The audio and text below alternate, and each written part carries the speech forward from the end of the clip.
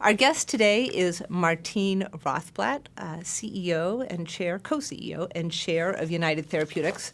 Martine, you have an extraordinary background, and I thought I would give a quick summary of how you're often described, so we can get through a lot of your accomplishments. So, Martine Rothblatt, lawyer, author, satellite entrepreneur, futurist, pharma tycoon, philosopher, helicopter pilot, founder of Sirius Satellite Radio, chair and co-CEO of the biotechnology company United Therapeutics, which you founded to save your daughter's life, highest paid female CEO in 2013, born a man, now a transgender woman, father of 4, spouse to the same woman, Bina Rothblatt, for 33 years, I believe.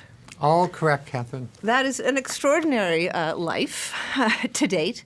So let's start with this question. What accomplishment are you most proud of? I think I'm most proud of the family that Bina and I have created together. Mm-hmm. Certainly my favorite part of every day is the part of the day that I'm with Bina, my partner. And the only thing that makes that even better is when we're with one of our kids or grandkids. Great. Fabulous. I'd love to talk to you about your leadership. You've led a number of companies. You've founded a number of companies. Let's start with your life as a CEO. What is a typical week in your life? If you're looking at the week ahead and you're saying, well, it's a typical week. What's a typical week? Typical week is interacting with different people that work in our company. Mm-hmm. So if I'm someplace where I could see them face to face, I like to walk through the corridor. I like to go to people's offices. I like to go into the laboratories. And I just like to say, hi, what's going on? What are you working on? Look people eye to eye so that you can really engage with people and not make them feel rushed like you're talking in an elevator, you're on your way to someplace. If it's somebody that I'm either scheduled to talk with or I know they've requested to talk with me or I need to talk with them and we're not face-to-face, then I'll call them up. So I spend, a good chunk of each day, a quarter of it, maybe more, on the telephone doing the same sort of thing. Talking through a particular challenge or problem or different options and trying to reach a kind of a mind meld with everybody I talk with in terms of what should we do together next. Mm-hmm. And you're leading a highly technical company, as I said, United Therapeutics, which you founded to save your daughter's life when she was diagnosed with pulmonary arterial hypertension. You're not a doctor, an MD. You're not a pharmacist. As leading this company, how do you navigate, where you are pushing forward the scientific R&D agenda and where you are deferring to others? So it's on the sort of the larger scale issues, Catherine, that I'm leading, and on the finer scale, which depending on how you look at it, could be large scale within a fine scale domain, I delegate to others. Mm-hmm. So, for example, a classical decision would be whether to develop a medicine or not. I've never made one of those decisions dictatorially, but I would lead that decision and try to urge people to see the benefits of developing a medicine for a particular disease, and hopefully there's ultimately a consensus to do so. So that's something that I would lead. Mm-hmm. Exactly how you go about developing the drug for that disease involves literally thousands of sub-decisions that have to be made in terms of, for example, a clinical trial. The most important part of a clinical trial is what's the end point. A clinical trial is an experiment. Mm-hmm. It's an experiment involving human beings. Therefore, you have to have a hypothesis. Right. And the hypothesis has to be stated in such a way that there's going to be sort of an either-or answer. And that either-or answer is the endpoint. Depending on what that endpoint is, a clinical trial, which will take millions of dollars and years of effort, can either be set up to fail, can be set up to succeed, or can be kind of indeterminate failure or success. It's really somewhat in the science, in the randomness, whether it's a successful or failure. So I won't be the person that sets the endpoints. I won't be the person that decides the main elements of the trial. but I'll definitely be the person that questions every decision that's made. And so my main job on the lower level is to question people's decisions and to do the best I can to see that they have thought through the decision. Interesting. So I know that in the company there's a line one hears often, one I think sees on your website, certainly I've seen it written about you, that a motto or a guideline to identify the corridors of indifference and run like hell down them. What does that mean? So what that means, it's great that I'm here at Wharton and you talking about that, because it's a concept really I learned in business school. And originally I think that this principle was best identified perhaps by Jack Welch, the iconic CEO of General Electric, who said to be successful in a business, you need to be either number one or number two in that business. And if you enter a business, you're not number one or number two, you're going to have to spend an amount of money equal to the revenues of number one or number two, which often could be a huge sum, especially if you're just entering the business. So instead, it's always better in business to be a big fish in a small pond, to put it in a very colloquial sort of way, than a small fish in a big pond. And I really absorbed that lesson from business school at UCLA's Anderson School. And hence, when we say identify the corridors of indifference, that really means look for the small ponds where there are no fish, and then run like hell down them. That means jump in that pond and become the big fish in that small pond. And was this part of the philosophy that led you to think, I can actually start a company and we'll make this a successful company around an orphan disease, as I said, the disease that your daughter has? I can't really say that I was very intellectual about founding the company to go after my daughter's disease. I'm reminded of a great line that I read just last week in Diane von Furstenberg's most recent book, The Kind of Woman I Want to Be, where she says she's built DVF into a huge enterprise, and she said she never had a business plan. She just pursued her passion, which for her was fashion. For me, is I had to save Genesis, my daughter. And I didn't really think through it so much like, okay, this is an orphan disease. I'll be a leader in this business segment. Frankly, I didn't care if I made a penny in this entire area. I just wanted to save my daughter. Right.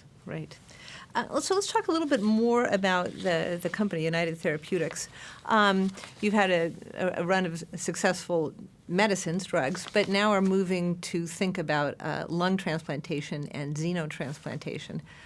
Why the shift, or why this progression? Help us understand that choice. Sure. So what we're trying to do is to develop a market for manufactured organs.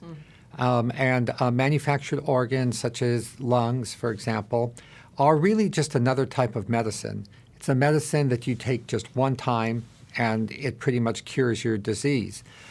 People are used to thinking of medicines as something that, are pills in a bottle or something that's injected in a syringe. But they don't have to be that way. For a number of years, there has been skin as a product for people who have terrible burns, and it's possible to grow skin as layers and lay it down.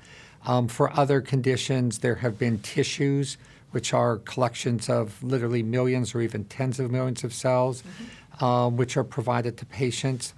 My original inspiration in manufactured organs was, in fact, from my maternal grandmother, who required a porcine heart valve because she had cardiac valvular disease. And she would have died of a heart attack, and they removed her heart valve and put in the heart valve from a pig. And when was this? This was in the 70s. Well, so it's been around for a while. Yeah. So that was my initial kind of interest and the credibility that I gave this field. Our daughter's condition of pulmonary hypertension is treated by our medicine. And in fact, our competitors also have medicines for this disease. But not one of these medicines is a cure for the disease. And the disease involves at least 3 and maybe 5 different things going wrong in the body. That's probably why it's an orphan or rare disease, because you need to have 3 to 5 different things all go wrong to end up with this disease. And as a result of that, coming up with a cure like a silver bullet is pretty darn hard because you need actually like 5 cures, to cure it. It so happens that when you replace a person's lung, they never get the disease again. So whatever causes the disease, it's resident in the lung. So to me, developing an unlimited supply of manufactured lungs was just developing a better medicine for my daughter and everybody else with pulmonary hypertension. Got it. And so how far away are we from a point when we will have this ready supply of lungs? Lungs are in short supply now. People die all the time from unable to get transplanted lung and other transplanted organs. How far in the future do you think it is before, I don't know, a replacement lung will be as common, I would imagine, as a replacement hip? Yeah. Exactly. So a question like this, Catherine, by its very nature, you're going to have like a bell curve of distribution of people's opinions. That's always the case when you're developing the next technology. Some people will say that it's, 20 years in the future. Other people will say it's 2 years in the future. The reality is probably a little bit more finely granulated than that, because new technologies, they don't pop into being fully formed and perfect. If you take a look at something that people love right now, the iPhone, well, it began as an iPod. And if you're old enough to have had an iPod 1 or iPod 2, they look pretty weird compared to like a iPod Nano today. Sure. So the manufactured organs will start small and grow larger and larger to get to the point of today where pretty much anybody that needs an artificial hip can have an artificial hip. There's 2 or 3 manufacturers to choose from. I think you'd be looking at the end of the 2020s. And I would say that would be not so much just my opinion, but sort of like the center point of the bell curve. And you'll find some people that would say that point would be in the 30s. You'd find some people that say it could be earlier in the 20s. I think you'd be really hard-pressed. I would certainly say this. Less than 5% of any medical experts and scientists would say that there will never be an endless supply of manufactured organs. This is a engineering challenge, not requiring new laws of biology to be discovered. Yeah, fascinating. So you talk about developing technologies, and you've written recently the book Virtually Human: The Promise and Peril of Digital Immortality. Digital immortality. What in the world is digital immortality? So digital immortality is what you have when you combine big data with AI. So big data is the outside of our device storage of all the different digital data points about our life, all of our Amazon e-purchases, all of our social media tweets and posts, all of our emails, all of the surveillance data from when we swipe an ID card to enter a building, public surveillance. All of this stuff is stored ultimately out there in the cloud, out there in the cyberspace cloud, somewhere, right? Yes. With actually multiple cloud providers. Yeah. And so that's big data. AI, or artificial intelligence, is an operating system that tries to replicate one or more functions of the human mind.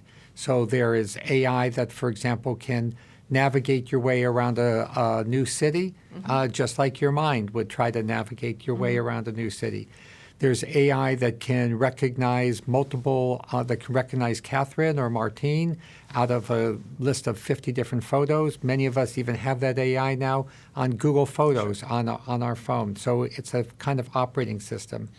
So what happens with a virtual human is when AI gets better and better and better and cobbles together dozens, hundreds, even thousands of different types of AI software programs and is mated with the part of big data that is Catherine's or Martine's part of big data, you then can have a digital simulacra or a digital doppelganger that will certainly look like you. It will sound like you. Voice and images are not that difficult. But more remarkably, will begin to think and analyze and perhaps even feel like you because it will have had access to so much of your history. It's such a wild thought. So a few questions about this. I think when many of us think about artificial intelligence, we think about sort of thinking thinking programs, memories. We can problem solving. Yes, a computer can play chess. We get all that. Part of something that I certainly hadn't thought about before reading your book was, oh, it's going to look and sound like me. Mm-hmm. It's going to be a clone of me. Why would we want that? Well, I think people want it in a number of different applications. Mm-hmm. It's remarkable to me, Catherine, how many new technological developments have arisen from trying to help with a human disability. Mm-hmm. For example, the telephone, which we all take for granted, that grew out of Alexander Graham Bell's efforts to help the deaf. Another example, the scanner, which we use to, everybody says, scan me this, PDF me that. Mm-hmm. That arose out of Ray Kurzweil's efforts to help the blind find a way to read things other than Braille information. So what's happening right now is that as with the aging population, there are larger numbers of people who are suffering from dementia and Alzheimer's. Mm-hmm. And my own company, United Therapeutics, has already received a patent on what we call an Alzheimer's cognitive enabler. And this would be a software system that would employ visual recognition, image recognition, voice synthesis, and voice recognition to be able to interact with family and friends visiting an Alzheimer's patient who has lost the ability to interact on their own. Wow. That is mind-boggling. So I'm reminded of discussions about when if we sign an agreement, do not resuscitate, if we're when we would make a decision that we're ready to die. But this might be our body, our doppelganger, our mind clone, is making the decision for us based on our thinking, our thoughts, encoded in this machine, when we can't think them any longer. Absolutely, Catherine. but whoa, flashback 50 years ago. Yeah. Okay, imagine like our grandparents. Yeah. Can you imagine our grandparents signing a do not resuscitate order? I mean, they would say, what do you mean resuscitate? Right. I mean, my heart stops, I'm dead. The notion of like there being an AED every 100 feet in a shopping mall that could bring a dead person back to life, that didn't exist 50 years ago. And now we think it's routinely possible that if you code in a hospital, sure, the odds are not 100%, but are pretty good that they can bring you back. And hence, lawyers said, if you don't want to come back with a tube in your mouth and tubes out your nose and whatnot, you better sign a DNR order. Right. So it is for the 21st century generation. They'll get comfortable with the fact that there will be mind clones. Some people will want their mind clone to continue to go. Already there are apps on Twitter, for example. The tagline is, when your heart stops beating, you keep tweeting. Okay? I saw that in your book. That is so creepy. Yeah, but it's creepy to actually bring a dead person back to life, yet we do that routinely. So I have in my book what I call a social acceptance of weirdness chart. And things that are creepy or weird, whatever word we want to use, they change over time in society. There was a time when there would have been nothing creepier than the notion of in vitro fertilization, and a test tube baby was considered an abomination. There are now something like 2% of all births in America are IVF births. I mean, it's a common way to be. It's a big minority group. And I do believe that as we move forward with these virtual humans, a future version, probably not past the 2020s, of DNR orders are going to include my mind clone. Wow. And it would seem to me that this really could change so many things, including in some fundamental way, perhaps, our relationship to death, our sense of, I mean, it would assume a lot of rationality on our parts, to not be sad to leave my family, but I'm leaving my mind clone behind. You'll interact with my mind clone. More amazing to me, Catherine, is how it's going to redefine our vision of life. Because for the first time in our lives, we will be able to talk to ourselves outside of ourselves. I mean, I don't think I'm more or less vain than the average person, but it's pretty hard to like pass a mirror in the morning without checking yourself Absolutely. out, And all the time, every single person bounces ideas back and forth in their head. Should I do this? Shouldn't I do this? Should I go out with this person? Shouldn't I go out with this person? To have a chance to actually discuss those things in a coherent, objective way with our mind clone is, I think, going to make our lives much more vibrant, much more interesting. And people in the next few decades will wonder, how did humans ever get through life without a mind clone? Really, it is a mind-boggling proposition. I mean, what it does to therapy, right? And maybe you could just say, I tell young people all the time, I say, the two best professions I recommend for people in the 21st century is cyber psychology. And by that I mean cyber psychology. By that I mean being a psychologist who is an expert on cyber consciousness, or what might be also called cognitive computing. Computing is a more secular term, less loaded term than cyber consciousness. People would say, well, that implies that there is consciousness. Cognitive computing means sort of the same thing, but it's a little bit less of a loaded term. So cyber psychologists, I think, are going to be a huge profession. And these will be psychologists who are experts in determining whether or not some software that purports to be conscious, that purports to be autonomous, that purports to be empathetic, that purports to value its life, actually is, or whether it's just a fancy puppet. And I point out in my book, as a transgendered woman, I went through a similar experience when I transitioned from male to female.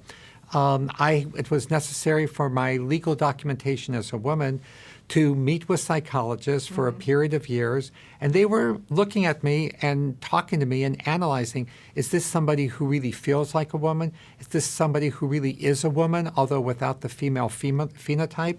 Is this somebody who their soul is that of a woman's soul? And, they had to reach a judgment. So there's a subset of psychologists that work on that. Cyber psychologists will be much, much larger. The second great field I recommend to people in the future, and I know a lot of people are going to hate me for this, but cyber law. Ultimately, coming back to your roots as a lawyer, I know a lot of people feel we have enough lawyers, and we do have a lot of lawyers, but there are very, very few of the lawyers out here right now who are prepared to deal with questions of cyber law, of the legal rights and obligations of mind clones. Are these virtual humans, are they agents of the biological human, so that everything that the virtual human does is in fact the responsibility of the biological human that created them? These are going to be major legal issues. The civil rights issues will be almost as big as the women's and gay and African American civil rights movements all combined. And so you would like to get the world thinking about these issues and preparing for them. And the reason I was motivated to write the book, Catherine, is I think that it's always better to be prepared for something. And that's certainly been a big business adage of mine, is to look around the corner. One of the reasons why I'm excited about manufactured organs is I see how all the hard work we did on small molecules, the ones that produce most of our company's revenues today, is then under threat by generic companies after just a few years. Biologics, which are more complex type of medicines made in living cells, are much harder for companies to genericize, but they too are under threat from a type of generic called a biosimilar. So I'm trying to think of what would be very hard for somebody to kind of gobble up all the value that we work so hard to create. And certainly creating a whole organ is sort of like the mother of all biologics. It's a very, very complicated thing to knock out. But I digress a little bit only to say that if we don't think about these issues ahead of time, I think mind clones will inevitably be created from the technological forces I mentioned at the beginning.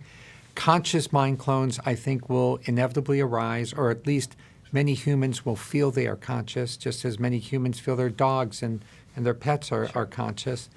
And some of those conscious cyberhumans will be treated horribly because people do horrible things. Not all humans are good. And I believe that the psychic pain and the mental anguish to a cyberhuman is just as bad as the psychic pain or mental anguish to a flesh human. Pain is pain, and pain is bad. And this cyberhuman is not a machine. It is something that is feeling pain. It's not just a program that these bad things mean I feel bad. Well, that's something ultimately, I think, for psychologists and lawyers to determine. Mostly psychologists on whether or not the pain is authentic. There's a big distribution of points of view on that. Some people feel that only something that is structured as the human brain could ever feel pain, Right. could ever feel emotion. Other people say, well, let's say if I built a replica of the human brain, molecule by molecule with nanotubes and little nanomachines, wouldn't it still feel the same pain? Mm-hmm. And the first camp then says, some of them would say, well, upon birth, God breathed the spirit into that flesh brain, and only the spirit-infused flesh brain could feel Sure. pain. The so-called materialist philosophical point of view would say, well, if God breathed spirit into a flesh brain, why would God not breathe the same spirit into the mechanized brain? You are indeed a philosopher, in addition to your many roles. Let me ask one more question about these cyber clones, these mind clones. As I contemplate them and as I contemplate this kind of technological advance, it sounds very first world. And I wonder how you envision these developments affecting, emerging economies where, people living in extreme poverty. What does that look like? Have you thought about that? I have thought about it a lot, and the book Virtually Human covers it quite a bit. It talks about the fact that nothing spreads faster and more democratically than does software. Mm-hmm. It has zero manufacturing costs associated with it.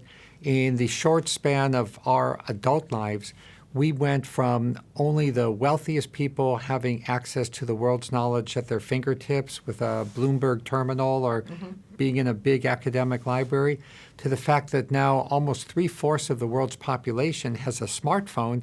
Those smartphones can access Google and other search engines and have access to the entire world's knowledge. And apps such as messaging apps are in fact free. Facebook, Twitter, most of their customers are in fact outside the U.S. There are more social media users in China than there are in all of the previously considered first world. Google, one of the most successful companies in history, is devoting a full-fledged effort to wire all of Africa by floating stratospheric balloons that will provide high-speed bandwidth over all of Africa.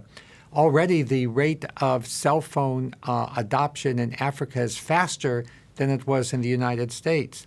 So I believe that the thing I like best of all about this field of virtual humanity is I believe that it will democratize faster than any technology in history. Fascinating. And let me, just to wrap up, I mean, if some folks have referred to you as sort of a transhuman, trans everything. Certainly you have this passion of breaking through boundaries of all kinds, technological, communication, gender. So coming back to you, where does that passion come from? Has this always been part of you, to push through the boundaries? Well, I think it's too much to say that like I push through all boundaries and I'm trans everything. I am transgendered. I do believe in the transhumanist philosophy, especially the ethical transhumanist philosophy. I am very much of a pro-migration person. I believe that if there aren't tariffs on pork bellies and semiconductors, then there shouldn't be tariffs on people, and people should be free to go wherever they want to go. Where that comes from, to me, it's just kind of logical deduction, actually. I mean, I was brought up in a tradition of two schools of thought that both promoted freedom of movement. One, I was brought up Jewish, and the Jewish history is basically one of being kicked out of this country, kicked out of that country, kicked out of another country. And it was kind of beat into my head as a little kid in the Hebrew day school that learning is important because people can take away everything that you have, but they can't take away what's inside your head. And then the other tradition I was brought up in was the American tradition of freedom. And it's the notion that we came here to escape tyranny from Europe or poverty from Asia. And then once we got here, there was a quote-unquote manifest destiny to reach from shore to shore. So this instinct for movement, there's a word called transhumance, TRANSHUMANCE. It's not as well known as transhuman. But humans, the root of that word is humus, which is the Latin for earth. And the argument is made that human populations are by nature transhumans because we moved out of Africa at least 4 different times. And before we settled down with agriculture, we constantly moved back and forth with the animals and the food sources that we lived off of. So I feel that I'm not so much a trans everything, but I'm just like a human to the core. Yeah. Fascinating discussion. Thank you so much. You've brought us from traditional, your childhood roots and traditions to cyber clones in the future and everything in between. Thank you so much for being with us. Well, thanks for talking with me, Catherine.